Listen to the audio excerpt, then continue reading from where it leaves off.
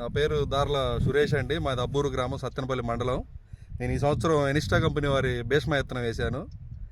ఈ విత్తనం ఒక గొప్పతనం ఏంటంటే ఫస్ట్ కాడి నుంచే స్టెప్పులుగా కాయలు కాస్తూ ఉంటుంది.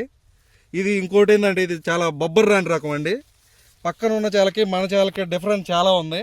పక్కన చేల మొత్తం కంప్లీట్గా వైరస్ ఉంది. నా చేలు చూద్దాం ఎటు నుంచి కూడా ఒక మొక్క కూడా లేదు. నేను కూడా 2-3 రకాలు వేసాను. భీష్మ వేసాను, వేరే రకాల తేజాలు వేసాను. ఆ తేజాలన్నిటికీ వైరస్ వచ్చింది, కానీ భీష్మకు మాత్రం ఎక్కడ చూద్దామన్న ఒక వైరస్ రాలా. ప్రతి గుత్తిలో కూడా మినిమం 3 నుంచి 4 కాయలు ఉంటాయండి. సింగిల్ కాయ ఉండేది అసలు లేదండి. ఈ భీష్మ ఉన్న గొప్పతనం ఏంటంటే తక్కువ రకం మందులకు కూడా ఇది మిరపతోటకు వస్తుందండి. ప్రస్తుతం ఉన్న పరిస్థితుల్లో ఏ మందు పెట్టినా మినిమం 2,000-3,000 రూపాయలు తక్కువ కావట్లేదు ఒక్కసారి మందు వేస్తుంటే.